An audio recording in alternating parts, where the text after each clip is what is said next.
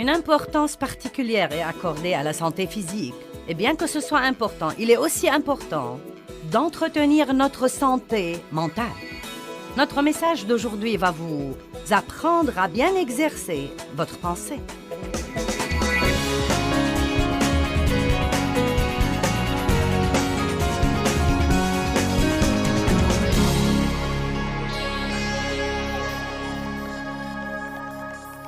Jésus n'est pas mort juste pour que nos péchés soient pardonnés et que nous puissions aller au ciel un de ces jours et avoir une demeure et flotter sur un nuage et chanter des cantiques avec les anges. La partie la plus importante est que nos péchés sont pardonnés et que nous vivrons avec lui pour l'éternité, mais il y a une période intermédiaire. Et il s'occupe de cette période intermédiaire et il est mort pour cette période aussi. Il n'est pas mort juste pour que je puisse être sauvé ou que vous puissiez être sauvés, mais pour que tout ce que nous avons perdu, par la chute, par le péché, par l'ignorance, par l'abus, par le rejet, par la douleur, pour que tout ce que nous avons perdu puisse être restitué. Et nous savons que la restitution est un processus. La transformation est un processus. Ça prend du temps. Et ce n'est pas quelque chose que Dieu fait pendant que nous restons là, les bras croisés. Nous devons collaborer avec Dieu et faire ce qu'il nous dit de faire. Vous dites, eh bien, c'est vraiment trop dur, je ne peux pas pardonner. Vous savez, je ne peux pas faire ceci, je ne peux pas faire cela. Et le point essentiel, c'est que nous pouvons si nous le voulons vraiment. Et jusqu'à ce que nous prenions nos responsabilités, nous ne sortirons jamais de nos gâchis. Vous n'êtes pas censé vivre endetté jusqu'au cou.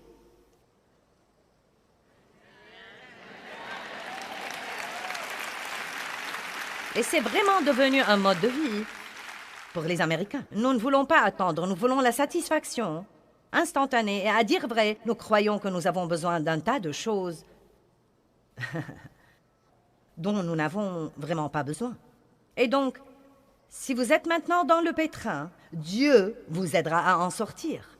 Peut-être qu'il fera un miracle colossal et que vous ne devez rien faire. Cela arrive de temps en temps, mais ce n'est pas la norme. Et si vous l'attendez les bras croisés, vous risquez d'être déçus. Il y a donc un autre moyen.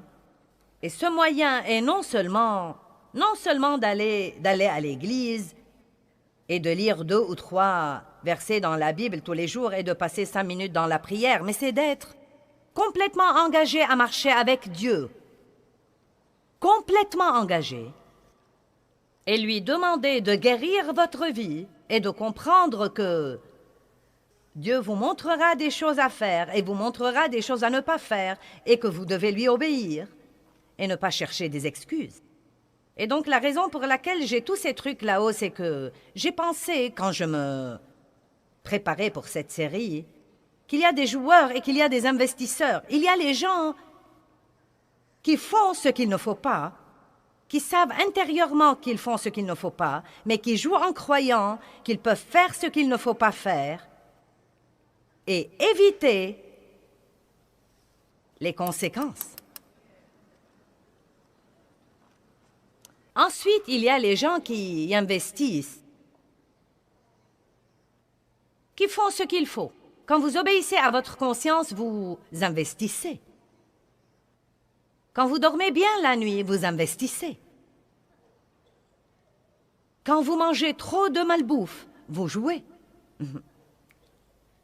Si vous êtes un bourreau de travail, vous jouez.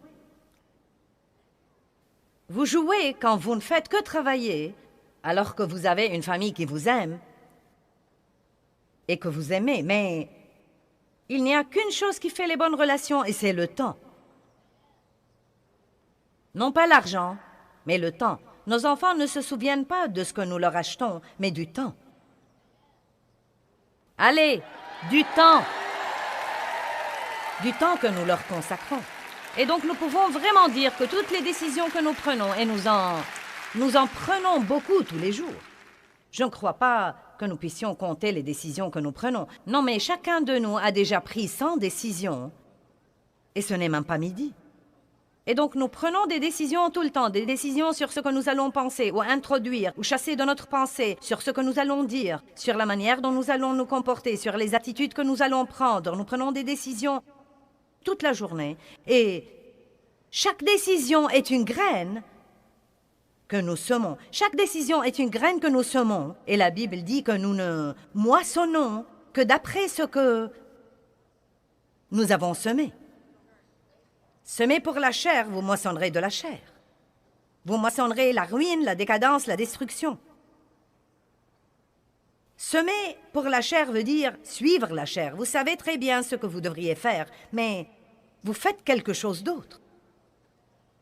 Et vous savez, je ne crois vraiment pas que quand les gens font ce qu'il ne faut pas faire, qu'ils pensent « maintenant je vais faire ça. Je sais que je vais avoir de mauvaises conséquences, mais je vais le faire de toute façon. » Ils ne pensent pas comme ça.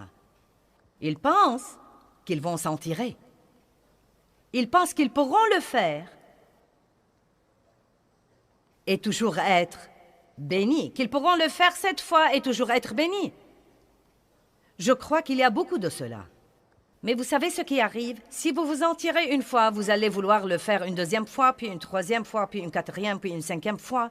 Et peu de temps après, tout s'effondrera sur votre tête et vous direz « Je ne sais pas ce qui m'est arrivé. » Mais Dieu merci, il y a ces investisseurs dans la vie. Il y a ces gens qui font ce qu'il faut en dépit de tout, bien que ce ne soit pas facile, bien que ça demande de la discipline et des efforts. Peut-être que pendant que quelqu'un d'autre sort pour s'amuser, il décide de passer un temps avec Dieu ou peut-être, vous savez, au lieu de sortir avec tous les autres pour s'amuser, ils ont des parents âgés qui vivent seuls et donc le dimanche après-midi, au lieu d'aller pique-niquer avec tous les autres, ils sentent dans leur cœur qu'ils doivent aller voir papa et maman. Peut-être que ça n'emballe pas la chair d'aller s'asseoir dans une maison de repos, mais ils savent que c'est ce qu'ils devraient faire. Ces gens font un investissement. Ils investissent. Vous voyez, nous devons apprendre à suivre le leadership du Saint-Esprit dans nos vies et nous devons arrêter de faire ce que nous pensons, ce que nous voulons et ce que nous ressentons.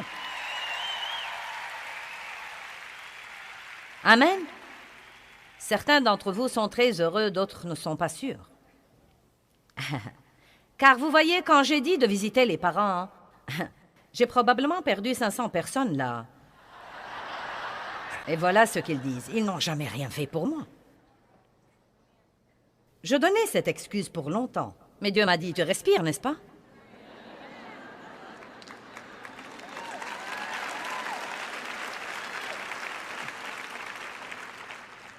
Vous voyez, la bonne nouvelle de l'Évangile, c'est que, par la puissance du Saint-Esprit, vous pouvez être bon envers quelqu'un qui n'était pas bon envers vous. Et c'est ce qui vous rend comme Dieu. C'est dans ces moments-là que nous lui ressemblons. Nous sommes miséricordieux et gentils, et patients, et bons envers des gens qui ne le méritent pas, et qui devraient vraiment être punis. Vous devez donc prendre la décision d'être soit un joueur, soit un investisseur. Si vous voulez être spirituellement sain et grandir en Dieu tous les jours, vous devez apprendre à obéir à votre conscience. Votre conscience est un merveilleux outil que Dieu a mis en vous. Et certains souffrent d'une culpabilité excessive. Leur conscience ne fonctionne pas comme il faut. Ils se sentent coupables à tout propos. Mais si vous apprenez la parole et la différence entre la conviction et la condamnation, pensez-y, il y a une différence entre la conviction et la condamnation. Les gens qui se sentent coupables tout le temps ne sont probablement pas convaincus par le Saint-Esprit et sont condamnés par le diable. Il ne veut pas que vous jouissiez de ce que vous faites, de rien de ce que vous faites. Mais par la parole de Dieu, vous pouvez apprendre tout ça et arriver au point où vous pouvez vous fier à votre conscience pour savoir quand vous faites quelque chose de bien, quand vous ressentez de la paix ou quand vous devez reculer. Et si notre conscience nous dit de ne pas faire quelque chose, nous n'avons pas besoin de savoir pourquoi. Le problème, c'est que, et vous le verrez aujourd'hui, nous voulons trop savoir pourquoi. Nous sommes comme les petits-enfants. Pourquoi, papa? Pourquoi, papa? Pourquoi? Pourquoi? Pourquoi? Quand est-ce que nous arriverons? Pourquoi nous avons pris ce chemin? Et vous savez, comme parents, vous vous lassez de répondre à toutes ces questions. Et pourrions-nous juste dire que Dieu connaît tout un tas de trucs qu'il ne va pas nous raconter? Mais si vous tenez bon, vous le saurez jour après jour comme vous marchez avec lui. Mais Dieu ne va pas vous donner un plan de votre vie tout entière. Il va vous falloir beaucoup de C-O-N-F-I-A-N-C-E, confiance. Il s'agit de faire confiance à Dieu. Mais si nous apprenons à obéir à notre conscience et à être menés par le Saint-Esprit, et comme je l'ai déjà dit, nous ne sommes pas toujours censés savoir pourquoi nous n'avons pas la paix à propos de quelque chose.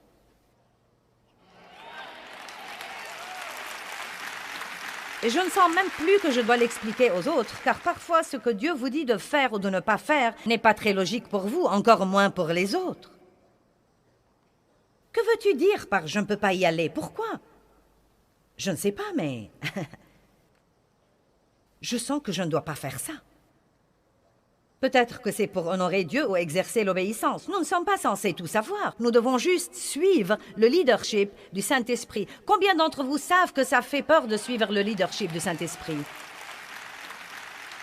Car nous nous disons, qu'arrivera-t-il par après? Nous devons donc être spirituellement sains et nous faisons ça en ayant une relation intime avec le Christ et en apprenant à obéir à notre conscience. Nous allons parler de la santé mentale. Comment va votre santé mentale? Êtes-vous mentalement malade? Vous pensez, oh Dieu merci, je ne le suis pas. Peut-être que vous changerez d'avis avant la fin de la journée.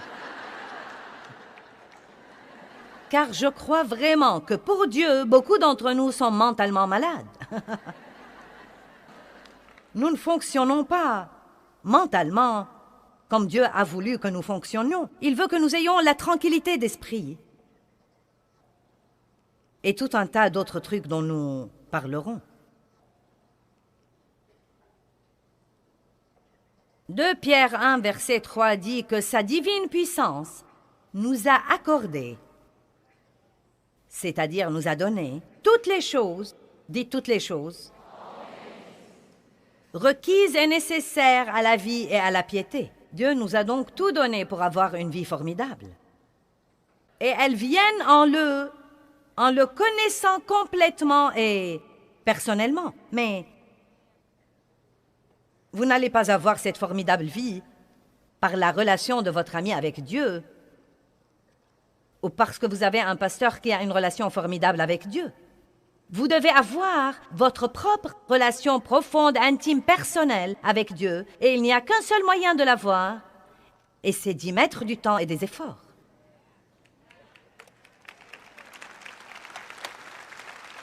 Personne ne peut prier pour que vous l'ayez. Vous priez pour que quelqu'un fasse ce qu'il doit faire pour s'approcher de Dieu, mais vous ne pouvez pas prier pour qu'il s'approche de Dieu. Bien des fois, nous prions Dieu de faire tout un tas de trucs qu'il n'a aucune intention de faire. Il nous aidera à les faire, mais il n'a jamais projeté de les faire lui-même. Nous sommes les associés de Dieu. Nous travaillons ensemble en partenariat avec Dieu. Il nous donne la force et nous faisons le travail dans bien des cas.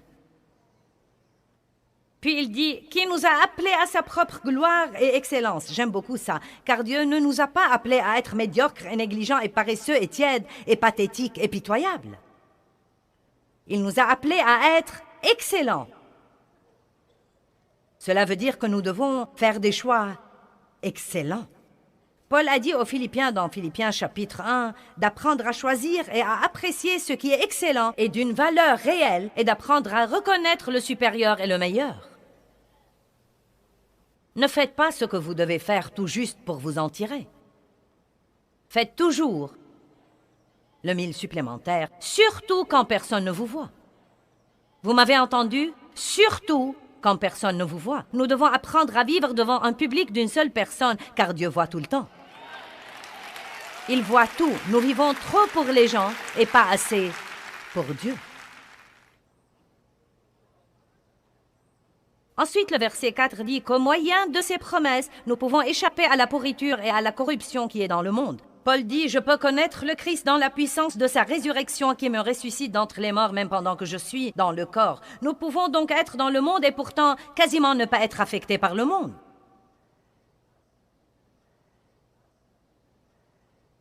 Il y a une façon de vivre, il y a une vie que nous pouvons mener sans être tout le temps troublés, en nous demandant ce que les gens pensent de nous. Nous n'avons pas à nous inquiéter de l'économie et de l'avenir et de ce qui surviendra dans le monde. Nous vivons au jour le jour et nous croyons que si nous faisons ce que Dieu nous a demandé de faire, il fera ce qu'il a promis de faire. Nous aurons à faire quelques modifications, mais il nous donnera la grâce de les faire. Nous n'avons pas à nous inquiéter de ces choses-là. Pour cette raison, verset 5, maintenant voilà votre rôle.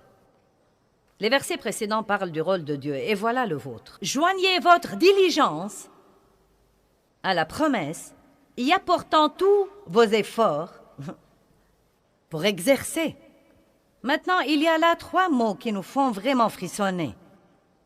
Diligence, effort et exercer, les 3 dans une même phrase. Allez maintenant. Nous avons plus à faire que de nous asseoir et d'appuyer sur les boutons de la télécommande. Nous nous plaignons de devoir décharger le lave-vaisselle automatique. Je dois décharger le lave-vaisselle.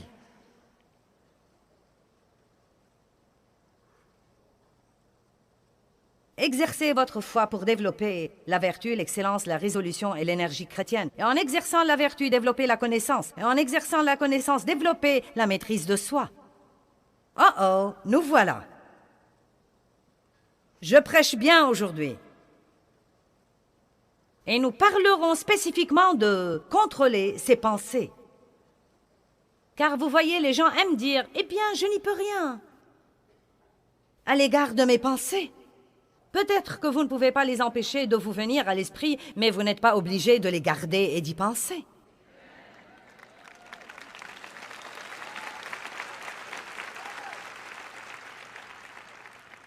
Je veux finir ça et nous irons au truc de la pensée.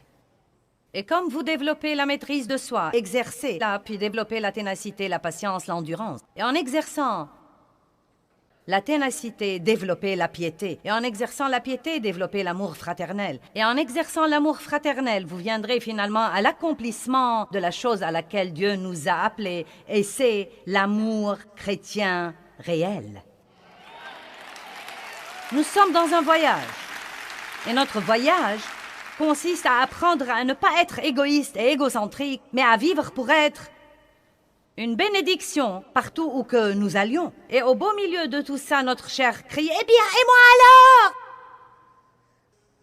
Et si nous pouvons comprendre ça, si nous sommes prêts à arrêter d'essayer de nous occuper de nous-mêmes, Dieu s'occupera de nous. La Bible dit dans 1 Pierre 5, « Déchargez-vous sur lui de tous vos soucis, car il prend soin de vous affectueusement. » Tant de gens devraient arrêter de s'occuper d'eux-mêmes.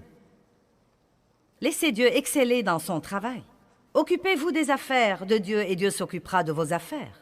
Soyez une bénédiction pour quelqu'un, ne pensez plus à vous-même et vous serez surpris de votre bonheur. Dieu vous donnera sans crier gare des bénédictions que vous ne pouvez même pas imaginer. Romains 15, les 3 premiers versets. Nous qui sommes forts dans nos convictions et dans notre foi robuste, nous devons supporter les défauts et les fragilités et les scrupules des faibles. Nous devons supporter les doutes et les scrupules des autres et ne pas chercher ce qui nous plaît. Pouvez-vous dire avec moi aujourd'hui, je ne suis pas là pour chercher ce qui me plaît? Je sais que beaucoup d'entre vous ne croient pas encore ça, mais c'est bon de vous le faire dire. Que chacun de nous cherche à, et chercher à veut dire faire la chose maintes et maintes fois, à plaire, à rendre heureux son prochain pour son bien et pour son bien-être, et vivre pour l'édifier, pour le fortifier et l'édifier spirituellement. Car le Christ n'a pas recherché ce qui lui plaisait. Il n'a pas pensé à ses propres intérêts. N'est-ce pas un verset surprenant? Je crois vraiment que c'est notre voyage et je travaille là-dessus depuis très longtemps. Je suis chrétien depuis des tas et des tas et des tas d'années, et je suis dans le ministère depuis 32 ans. J'enseigne la parole. Et croyez-moi, j'ai essayé tous les moyens que quiconque puisse essayer pour être heureux. Et j'ai trouvé que la seule chose qui marche est ce qu'a dit Jésus, oubliez-vous. Ne pensez plus à vous-même, à ce que les autres ne font pas pour vous, à ce que les autres font pour vous, à ce qu'ils devraient faire pour vous et qu'ils ne font pas pour vous, à ce qu'ils pensent de vous, à leur manière de vous regarder, à leur façon de vous traiter. Nous nous soucions tellement de ce que pensent les autres alors que la plupart d'entre eux ne pensent pas à nous.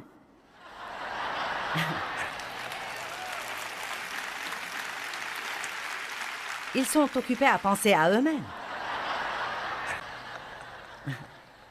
Pensent-ils que je suis jolie? Pensez-vous qu'ils aiment ma nouvelle coupe? Nous devons effacer ces foutaises de notre esprit et penser exprès à être une bénédiction à quelqu'un d'autre. J'ai essayé tous les moyens imaginables et j'ai trouvé que c'est le seul moyen qui marche. Chose intéressante, Jésus l'a dit il y a très longtemps. Si vous voulez être mes disciples, renoncez à vous-même, oubliez-vous vous-même et oubliez vos intérêts. Prenez votre croix et suivez-moi. Mince alors, c'était là tout le temps. Je crois que je l'ai lu il y a 32 ans et je me demande pourquoi j'ai dû passer 25 autres années de misère avant de décider de le faire à la façon de Dieu. Vous voyez, je ne voulais renoncer à rien. Je voulais faire mon plan et je voulais que tout le monde serve mon plan. Et bien que ce fût clair là dans la parole de Dieu, j'ai continué à espérer que je pourrais faire des choses à ma façon et ne pas subir les conséquences, mais j'ai continué à les subir et je n'avais pas de paix. Et rien ne semblait marcher dans ma vie. C'est incroyable ce que les choses marchent bien si vous les faites à la façon de Dieu. Quelqu'un peut dire Amen?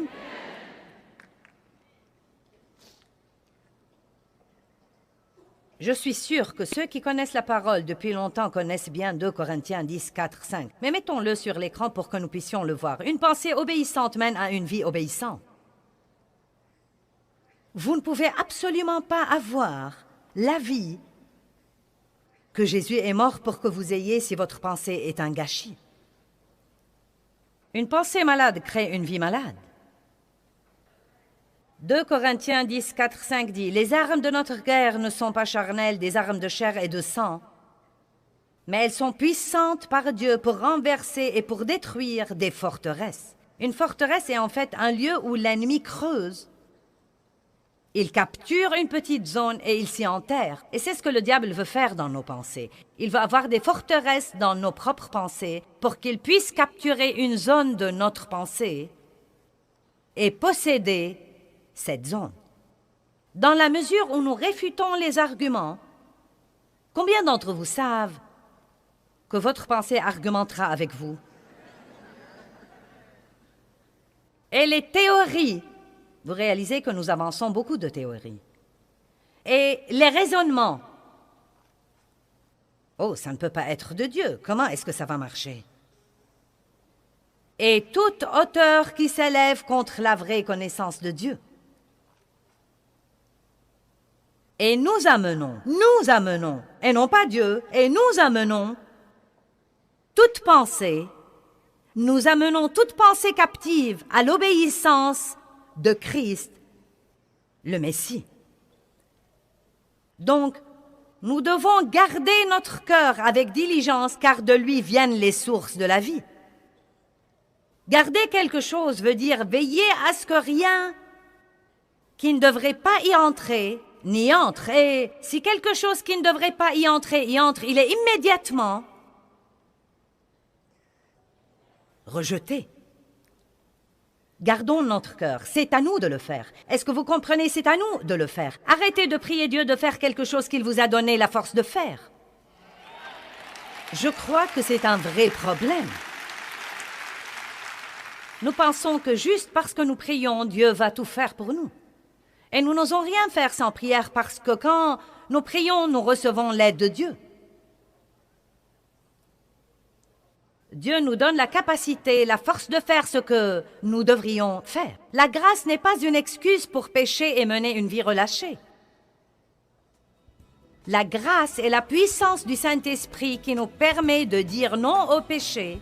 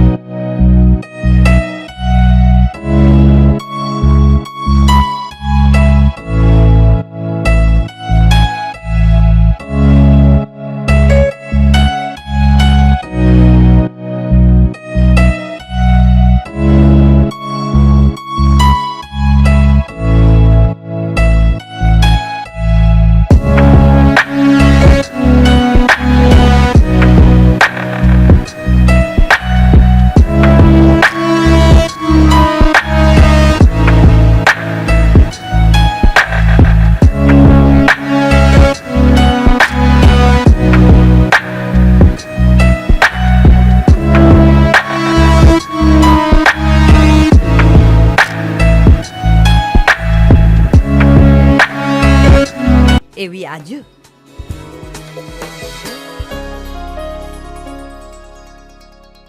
Notre façon de penser est fondamentale si nous voulons une vie saine. Éphésiens 4, versets 22 à 24 nous dit « Dépouillez-vous de votre ancienne nature et soyez constamment renouvelés dans l'esprit de votre pensée. Et revêtez-vous de la nouvelle nature, créée à l'image de Dieu. » J'aime beaucoup ces versets. Je peux passer de là où j'étais à là où je veux être en changeant ma façon de penser et vous aussi.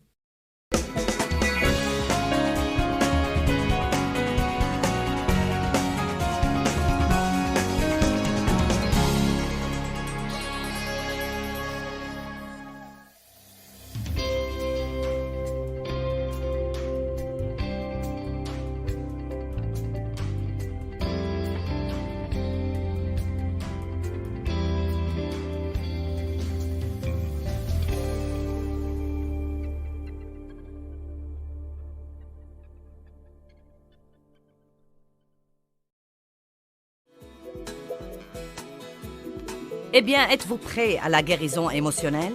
Le message d'aujourd'hui donne quelques réponses simples à l'un de nos grands problèmes de santé, et c'est notre santé émotionnelle.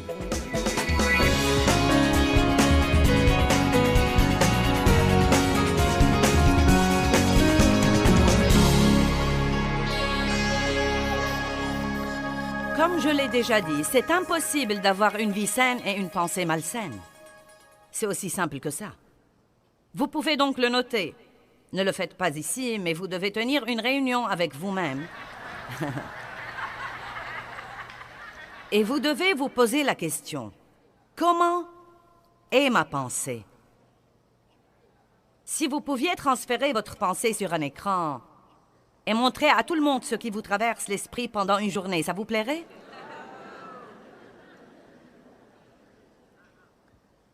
Nous nous disons, il n'y a pas de mal à penser à des choses, personne ne le sait. Ce n'est pas vrai car les pensées entraînent des actions. La Bible dit clairement qu'un homme est comme les pensées de son âme. Et je le dis un peu différemment. Là où la pensée va, l'homme suivra. C'est très simple. Si vous pensez longtemps à une coupe glacée au chocolat, vous allez sortir l'acheter. Vous devez donc faire très attention à vos pensées. Éphésiens 4, 22. J'essaierai d'aller un peu lentement aujourd'hui car je veux que vous ayez un temps de pause, c'est-à-dire un temps pour vous arrêter et réfléchir à ce que je dis. Parfois, nous les pasteurs disons les choses si vite que ça paraît merveilleux, mais personne ne saura ce que nous avons dit quand nous aurons fini. Éphésiens 4, 22 dit « Dépouillez-vous de votre ancienne nature, enlevez et débarrassez-vous de votre ancien moi non régénéré qui a caractérisé votre ancienne façon de vivre et qui se corrompt par les convoitises trompeuses. » Une autre façon de le dire simplement est « Arrêtez de pécher ». Et nous pensons tout de suite « Eh bien, j'essaye !» C'est pour cette raison que je suis là aujourd'hui. Allons au verset 24 pour un instant. Ne leur montrons pas encore le verset 23. Allons au verset 24. « Et revêtez la nouvelle nature. Revêtez-vous de la nouvelle nature, du moins régénérée, créée à l'image de Dieu dans la justice et la sainteté qui viennent de la vérité. » Donc, waouh! Dans le verset 22, il dit « Arrêtez cette ancienne façon de vivre. Arrêtez de pécher. » Maintenant, dans le verset 24, il dit « Et menez une vie sainte et revêtez-vous de la nouvelle nature. » Et nous disons « J'essaie !» Mais maintenant, voyons le pont, verset 23. C'est la partie que les gens omettent. « Et soyez constamment renouvelés dans l'esprit de votre pensée. » Tous les combien? Une fois par an? Une fois par semaine? Une fois par jour? Non, constamment. Soyez constamment renouvelés dans l'esprit de votre pensée en adoptant une nouvelle attitude mentale et spirituelle. Je suis absolument stupéfié par le rebut qui peut me traverser l'esprit alors que je sors du lit le matin. Non, mais je me dis, quoi?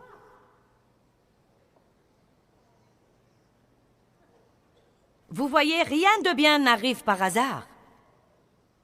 Les bonnes choses doivent donc être choisies. Mais toutes les mauvaises choses se produisent là où il n'y a pas d'opposition. Est-ce que vous comprenez ça? Parce que c'est très important. Les mauvaises choses se produisent là où il n'y a pas d'opposition. Et j'aime utiliser l'exemple suivant. Vous ne pouvez pas attraper la santé, mais vous pouvez attraper la maladie.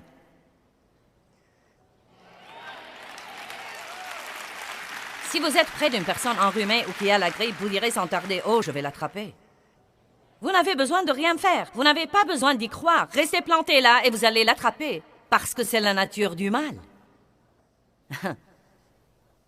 Si vous ne pouvez pas le fuir, faites quelque chose pour vous en protéger ou vous allez l'attraper. Vous pouvez rester près d'une personne saine jusqu'à ce que Jésus revienne et vous n'attraperez pas sa santé. Vous devez décider de le faire. Et donc, nous nous levons le matin et nous ne pensons à rien. Je ne veux penser à rien. Je ne veux penser à rien. Je veux prendre mon café et me taire. Et qu'on me laisse tranquille. Je ne suis pas une personne matinale. Je ne suis pas méchante, mais j'aime vraiment mon temps. Dave se lève en chantant, mais moi... Ma pensée peut être très paresseuse le matin. Votre pensée peut être vraiment paresseuse le matin. Mais ce qui se passe s'il n'y a pas d'opposition à l'ennemi, c'est qu'il commencera à vous remplir l'esprit de toutes sortes de pensées stupides et beaucoup d'entre elles concernent les autres. N'est-ce pas étonnant? Vous savez pourquoi? Parce que le diable fait des heures supplémentaires pour gâcher les relations. Car il sait que si nous pouvons travailler ensemble, à ce moment-là, notre puissance contre lui sera multipliée encore et encore et encore. Allez maintenant, ça vaut la peine d'être dit aujourd'hui.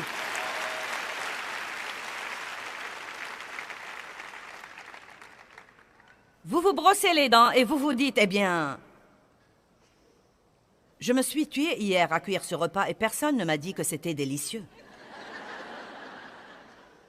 Puis vous vous dites, ce cadeau que Suzy m'a offert était bon marché, et le cadeau que je lui ai offert était de valeur. Vous pouvez parcourir le monde en 5 minutes en pensant à tout ce que quelqu'un d'autre a jamais fait pour vous exaspérer.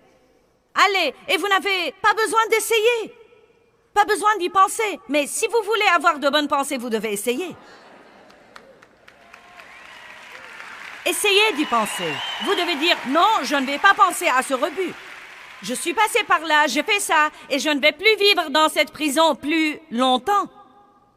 Je ne vais plus me tracasser pour ce que les gens m'ont fait et ce qu'ils ne m'ont pas fait, de ce qu'ils m'ont donné et ce qu'ils ne m'ont pas donné. J'ai un travail à faire aujourd'hui, et c'est d'aimer les autres, d'être bon pour les autres, de penser de manière agressive aux autres. Maintenant, quand vous commencerez à agir de la sorte, le diable aura peur. Vous voyez, nous avons besoin d'une révolution. Nous avons besoin d'un changement total, radical dans notre façon d'agir comme être humain.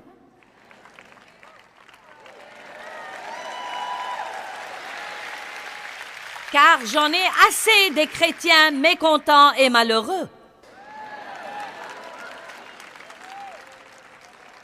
Nous sommes censés être des gens heureux. Être la lumière du monde. Nous devons donc faire quelque chose pour nos pensées. J'ai 6 choses là dont je vais vous parler. Chacune d'elles peut faire l'objet d'une série de messages. Mais je crois que si nous voulons la santé mentale, la guérison mentale, nous devons comprendre qu'il y a des choses dont Dieu nous a dit de nous éloigner. Et une d'entre elles est le souci et l'inquiétude. Je sais que 500 d'entre vous se disent « Je n'y peux rien, je suis un inquiet. » Arrêtez donc de dire « Je n'y peux rien ». Nous avons dit hier soir que nous pouvons faire tout ce que nous devons faire, car vous savez très bien que tout ce que Dieu nous dit de faire, il nous donne la capacité pour le faire si nous nous accordons avec lui, et si nous faisons l'effort, et si nous nous entraînons, et si nous sommes diligents. Dieu nous donne la promesse. Il dit, allez, vous ne devez pas vous angoisser, vous ne devez pas vous inquiéter pour votre avenir. Je m'occuperai de vous. Ne vous inquiétez pas pour votre vie. Je m'occuperai de vous. Priez, ayez confiance en moi, je m'occuperai de vous. Peut-être que vous ne savez pas comment ça va arriver ou comment ça va se produire, mais ayez toujours confiance en moi et je ferai que les choses se produisent. Maintenant, c'est la promesse de Dieu. Mais vous vous levez et vous vous brossez les dents. Vous ne pensez à rien en particulier. Puis vient le diable. Ce truc ne marche pas. Tu ferais mieux d'avoir un plan de secours au cas où Dieu n'intervient pas. Nous pensons tous de cette manière. Et notre plan de secours est de nous inquiéter et de nous angoisser et de penser à ce que nous pouvons faire pour nous débrouiller et nous occuper des choses juste au cas où. Vous savez que j'ai raison. Et j'ai trouvé que nous devons être violents. Les violents prennent le royaume par la force. Mais nous ne devons pas être violents avec les gens, nous devons être violents avec l'ennemi qui essaye de détruire nos vies par toutes ses pensées puantes. Et dès que l'ennemi vient dire « Ce truc ne marche pas », ça fait 20 ans que tu pries. Ton mari est plus méchant qu'il ne l'était auparavant.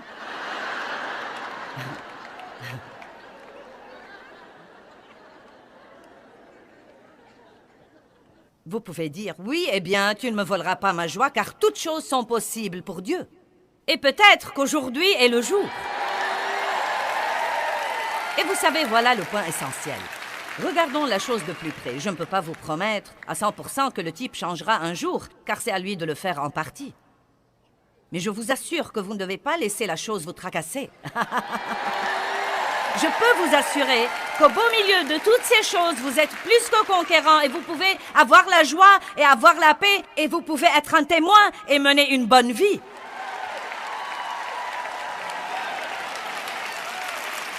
Mais vous devez mettre votre pensée là où il faut.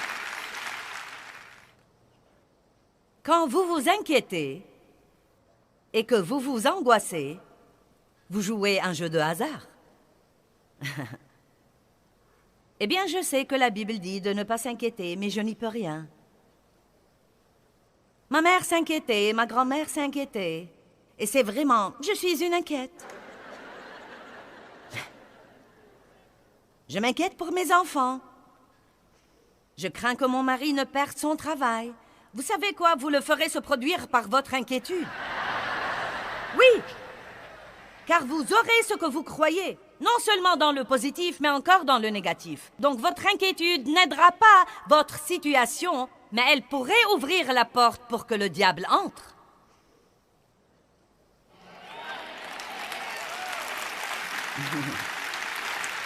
Surtout si vous commencez à y penser et à en parler, y penser, en parler, y penser, en parler, y penser, en parler, y penser, en parler, y penser. Numéro 2, une pensée saine n'est pas confuse. Beaucoup de gens sont confus. Si j'étais venu pour dire combien d'entre vous éprouvent beaucoup de confusion à propos de leur avenir, j'aurais eu plus de mains levées que baissées, je vous le promets. Mais Dieu n'est pas l'auteur de la confusion. Eh bien, pourquoi est-ce que nous sommes confus? Parce que nous raisonnons. Le diable veut remplir nos pensées de raisonnement. Il veut que nous essayions de tout comprendre. Votre pensée tourne et tourne et tourne. J'ai toujours été de ce genre de personne. Je voulais tout comprendre. Dave et moi, nous nous disputions et je restais éveillée toute la nuit pour tout comprendre. Pourquoi ceci s'est produit? Cette même chose se produit tout le temps. Chaque fois que nous essayons de parler de cette chose-là, ça se produit. Et donc, comment est-ce que ceci s'est produit? J'étais de plus en plus vexée. Et Dave était endormi dans son lit. Il avait remonté l'édredon de plumes jusqu'au cou. Et j'étais sur le point d'avoir une dépression nerveuse. J'ai dit à Dieu à 3 heures du matin, « Eh bien, que devrais-je faire? Je ne peux plus supporter ça. Dieu, tu dois me montrer ce que je devrais faire. » Il m'a dit, « Pourquoi ne vas-tu pas te coucher? » C'était la grande réponse de Dieu pour moi. « Pourquoi ne vas-tu pas te coucher? » Bonjour.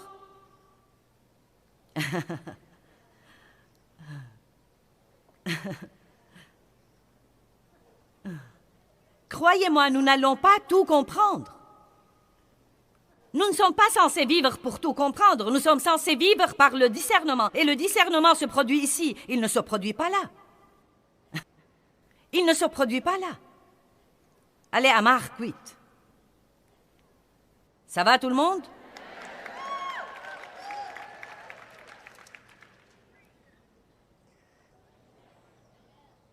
Juste pour ceux qui viennent d'allumer leur télévision en ce moment et qui se demandent, c'est quoi tous ces trucs qu'elle a ici? J'essaye d'expliquer dans ces leçons que la vie n'est pas un jeu où l'on jette les dés pour voir où on va se retrouver. Non, Dieu a dit, j'ai mis devant toi la vie et la mort. Choisis la vie. Nous ne sommes pas des joueurs de hasard. Nous ne jetons pas les dés pour jouer, mais nous investissons. Nous faisons intentionnellement tout ce que Dieu nous dit de faire et nous croyons que nous aurons une rémunération et une récompense après avoir investi. Amen? Maintenant, voilà comment nous sommes. Ça va être amusant, mais ça va vous aider à comprendre. Marc 8, 13. Puis il les quitta et remonta dans la barque pour passer sur l'autre rive. C'est Jésus. Et les disciples avaient complètement oublié de prendre des pains. Ils n'en avaient qu'un seul avec eux dans la barque. Et le Seigneur seul sait que nous devons déjeuner. Et Jésus les a à plusieurs reprises et expressément avertis, disant, « Voyez, gardez-vous et méfiez-vous du levain des pharisiens et du levain d'Hérode. » Maintenant, il essayait là de leur donner une leçon spirituelle. Et ils l'ont discuté et ils ont raisonné entre eux. Le dit-il parce que nous n'avons pas de pain? Il n'était pas différent de nous. Jésus, l'ayant connu, leur dit, « Pourquoi raisonnez-vous sur ce que vous n'avez pas de pain? Vous ne discernez pas encore et vous ne comprenez pas? Vos cœurs sont-ils dans un état avancé de dureté? Vous avez des yeux, ne voyez-vous pas? Vous avez des oreilles, n'entendez-vous pas et ne percevez-vous pas et ne comprenez-vous pas la signification de ce que je dis? Et ne vous rappelez-vous pas quand j'ai rompu les 5 pains pour les 5000 hommes, combien de paniers pleins de morceaux vous avez emportés?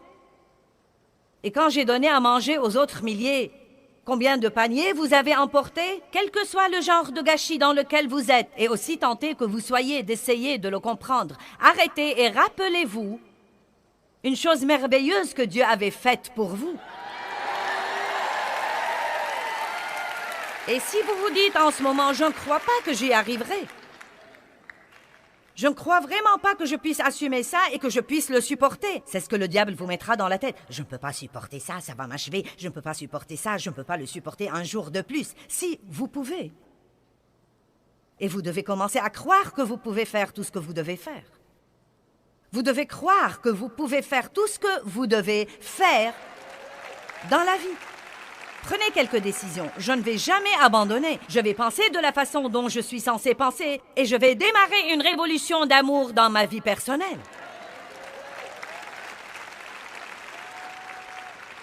Est-ce que quelqu'un d'entre vous aujourd'hui prendra la décision de ne pas vivre de la façon dont il a vécu, à moins que la façon dont vous avez vécu ne soit celle dont Jésus vous a dit de vivre? Et de ne pas vivre inquiet et craintif, et confus et plein de raisonnements et essayant de comprendre quelque chose tout le temps. Ne vivez pas dans le raisonnement. Proverbe 3, 5, 7 est un passage formidable sur le raisonnement. Confie-toi en l'Éternel de tout ton cœur, de toute ta pensée, et ne t'appuie pas sur ta sagesse. Reconnais-le dans toutes tes voies, et il aplanira tes sentiers. Ne sois point sage à tes propres yeux. Ne pensez pas que vous êtes assez intelligent pour comprendre vos affaires. La pensée saine est positive, non pas négative. Travaillez là-dessus. Soyez reconnaissants. Notez tous les matins 7 choses pour lesquelles vous êtes reconnaissants. C'est un petit exercice pour vous aider à prendre la bonne direction. Le second jour, si vous avez des difficultés, cela montre où est votre cerveau. Cela veut dire qu'il y a beaucoup de bons trucs qui se passent dans votre vie auxquels vous n'avez pas fait attention pour si longtemps. Je remercie Dieu pour l'eau chaude. Si vous aviez été là où j'ai été, vous remercierez Dieu pour l'eau propre et l'eau courante. C'est incroyable les choses que je vois quand je vais en Inde et en d'autres endroits comme ça. Vraiment incroyable. Une pensée saine et une pensée humble. La Bible dit, « N'ayez pas une trop haute opinion de vous-même au-delà de ce qui est raisonnable, mais revêtez-vous d'humilité. » Considérez les autres comme étant supérieurs à vous-même. Ça ne veut pas dire que vous devez avoir une mauvaise attitude à l'égard de vous-même. Ne perdez pas l'équilibre de Romains 12. Mais ça veut dire que vous devez regarder les autres et dire, vous savez, vous êtes de valeur, et vos idées sont de valeur, et je veux votre contribution, et non pas cette attitude arrogante. J'ai raison et vous avez tort, n'essayez pas de me dire quoi que ce soit et ce que je dois faire. Je souris toujours, mais certains ne sourient plus. Eh bien, oubliez-vous. J'ai de merveilleux versets là-dessus, mais je n'ai pas le temps de les lire. Numéro 5, une pensée résolue. Et bon sang, c'est un point important. Vous pouvez faire tout ce que vous voulez faire quand vous vous décidez, mais voilà ce qui doit se passer. Vous ne devez pas laisser entrer des trucs dans votre pensée. Vous devez fermer votre pensée aux trucs. Par exemple, et c'est juste un exemple pratique, nous le comprendrons tous, que vous fassiez ceci ou pas. L'idée d'essayer de faire de l'exercice et de m'entraîner m'a de tout temps effrayé. Et j'avais mon excuse. Je ne peux pas le faire. Mon programme est trop serré, il n'y a pas moyen que je le fasse. Dave le fait, mais je ne peux pas le faire. Et puis quand j'essayais, je me faisais mal. Chaque fois que j'essayais de faire de l'exercice, je me faisais mal. J'avais des problèmes de dos. Je ne pouvais pas m'exercer. Je me faisais mal parce que je le faisais mal. J'étais le genre de personne qui, parce que j'ai commencé si tard dans la vie, j'avais besoin d'un entraîneur qui pouvait me montrer comment le faire. Et voilà ce que j'ai décidé. Je me suis finalement dit, bon, peut-être que je ne peux pas le faire 3 fois par semaine, mais au lieu de penser à ce que je ne peux pas faire et laisser ceci m'arrêter, je vais commencer par faire ce que je peux faire. Et c'est comme ça que j'ai commencé. J'ai décidé de faire ce que je pouvais faire. Et chose intéressante, il y a maintenant très peu de semaines où je ne fais pas de l'exercice 3 fois, car je le fais où que je sois et je le fais parce que je veux le faire. Mais laissez-moi vous dire quelque chose. Il y a des trucs qui entrent dans votre pensée. Je vais travailler sur un livre la semaine prochaine et j'examinais mon programme. Et je me suis dit, eh bien, lundi, je dois faire ceci. Et c'est à peu près l'heure de mon exercice physique. Puis j'ai pensé, mercredi, je ne sais pas si je veux aller mercredi. Peut-être que je sauterai mercredi. Et là, je me suis dit, non. Vous devez ne pas les laisser entrer. Vous devez ne pas les laisser entrer. Si vous sentez que Dieu vous dit de le faire, c'est très bien. Rien ne doit être une loi. Nous ne faisons pas des choses une loi. Si elles deviennent une loi, vous les détesterez. Je pourrais sauter un jour, mais je ne le veux vraiment pas. Je veux suivre ce même programme parce que je vois ses bienfaits dans ma vie personnelle. Et c'est quelque chose que Dieu m'a dit de faire. Il m'a dit, si tu veux être forte pendant le dernier tiers de ton voyage ici et être capable de faire ce qui te reste à faire, c'est quelque chose que tu dois faire. Donc je le fais car je sens que j'ai un mandat de Dieu de le faire. Mais ça ne veut pas dire que je ne le regarde pas sans défaillir dans mon esprit. Est-ce que vous comprenez ce que je veux dire en disant ne les laissez pas entrer? Ne les laissez pas entrer, car quand vous les laissez entrer et que vous commencez à les retourner dans votre tête, là où la pensée va, l'homme suivra. Si vous vous en tirez une fois sans conséquence, vous le faites de nouveau. Peu de temps après, j'irai 2 fois par semaine. Et peu de temps après, j'ai encore quelques muscles, j'irai 1 fois par semaine. Et vous savez, j'ai un exemple merveilleux comme quoi, quand vous exercez ces différentes choses dans votre vie, vous vous y habituez, que ce soit marcher dans l'amour ou